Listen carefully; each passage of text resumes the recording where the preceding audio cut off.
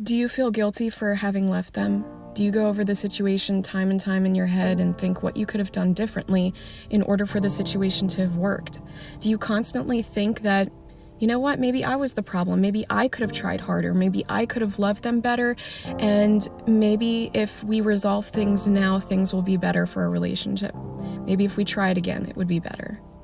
Now, that feeling might come from the fact that you felt like you had to break your own heart in order to leave them, because it wasn't love that you were running away from. It was the toxicity that you experienced with them, knowing that they weren't good for you. And you go through these cycles of reminiscing all of the memories that you experienced with them while simultaneously forgetting all of the pain that they put you through. You need to remember everything from the relationship. Make a list of all the good and the bad, what they put you through versus what they did for you, and how they made you feel most of the time. Is it better to be alone, or is it better to be with them? When you constantly had to feel this insecure feeling with them, when you went through this toxic cycle of a relationship with them, and they just constantly had you questioning everything about the two of you, whether or not they loved you, whether or not they were faithful to you, being respectful to you, understanding who you are, you started to lose yourself because you tried so hard for them all the time. You always tried to give them love and effort, and it seemed to be never good enough, and they always made you feel like you were worthless, and you kept trying to prove to them your worth in order to convince yourself that you were worthy, and you lost just everything about your identity in the process. You started to cater to them so much to the point where you lost who you actually are. You're so desperate for love. And that's not a bad thing, because maybe you have a soft heart. Maybe the most important thing in the world to you is experiencing love, but I promise you what they put you through is not love. And maybe it's not security that you want, but it's the excitement, the push-pull, you never know where you stand with them. So you always have to earn something. You always have to work for their love. You always have to invest time and energy and effort, which distracts you away from the things you may be dealing with yourself. And that's not what love really is. Love doesn't have to be earned or worked for, not in that way. It takes two parties to join together in order to make love work. Both have to be trying, but when you're the one trying for two, it becomes exhausting. But it's also a dynamic in which we are constantly trying to show ourselves our own worth by possibly earning this person. And what if they don't choose us? What if they don't want to be with us? Then we start to question whether or not we're worth any time or any effort from anyone. We start to question whether or not we even matter. Why do you want to rescue people? Why do you want to fix people? What is it about this project, this person, that seems to have no hope within them, but you hold on to this idea, this fantasy of what they could be, this potential of what they could be? What is it that keeps you so attracted to that? Is it the distraction that it provides? That way you don't have to look at yourself and look within and start thinking of all those things that you don't want to have to face, the things that live in your subconscious, the things that keep you up at night sometimes, the things that get you in these cycles with toxic people and toxic relationships. And what are we so afraid to face that we think we can't handle? It already lives in our mind, so if it's living there and we're still surviving, there's a way that we can face it. It's just that we haven't brought it to light yet. And just because you're not a perfect person doesn't mean that you don't deserve love, because you do. But finding it with someone who's toxic and broken isn't the way to do it. That's not the way to find true love. Why do people cheat? Here's the best way I know how to explain it. Have you ever wanted something so badly to the point where you would do anything to get it? Have you ever had tunnel vision on something and you told yourself that you wouldn't be happy until you got that thing? And what happened when you actually got it? Did it make you endlessly happy? Did it satisfy that feeling within you that you were hoping it would? Probably not. And then when you got tired enough with it, you were probably searching for a new goal or a new thing to achieve. People who cheat normally have that feeling within them quite often. Nothing's ever good enough. They're always seeking out something new in order to fill that void within them that's actually a bottomless pit that can't actually be filled, because it's filled with temporary desires. And the reason why they stay in relationship with you is because it's comfortable. It's something they can lean back on whenever they don't have the energy to put into something else. But those other things around them create excitement, and you can't feel that excitement in them because you're only one person. They do it for themselves.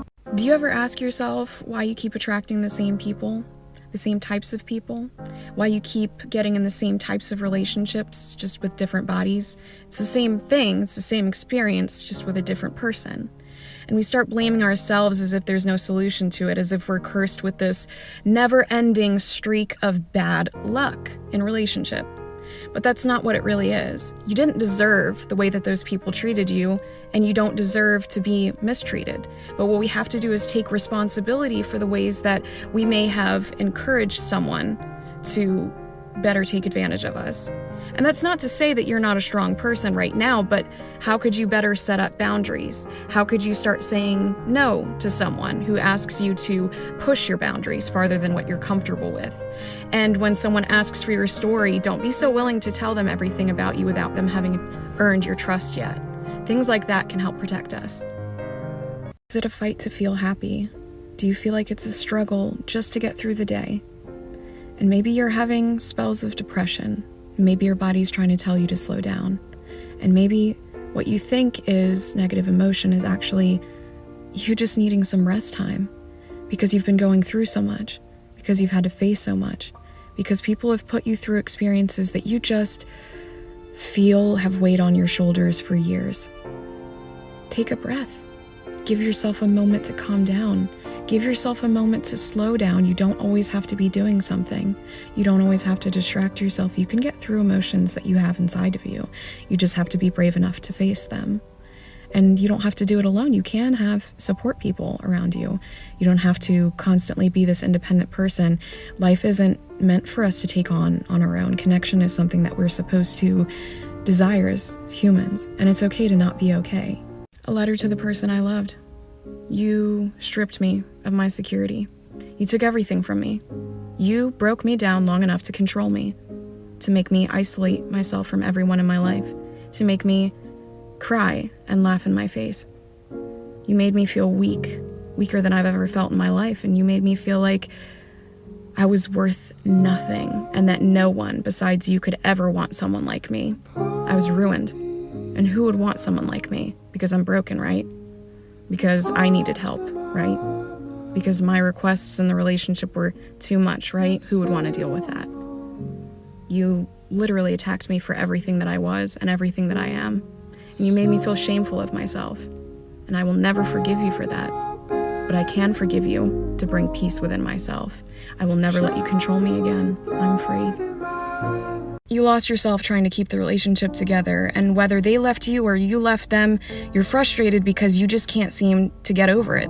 You sit there in moments missing them, where you wish you could hate them, and they seem to have moved on with their life, and you just can't seem to let them go. And that frustration that you feel for yourself is really frustration about the fact that you put your worth in their hands, and when they walked away, you believe that you lost your value in the process. Just because they didn't see your value doesn't mean that you're not valuable. Just because they didn't appreciate you doesn't mean that you're not to be appreciated. It just was coming from the wrong person. They couldn't have given you what you wanted even if they were at their best. You just aren't compatible. Their focus is not on a relationship, their focus is on themselves. Do you really want to keep fighting for someone who's that selfish?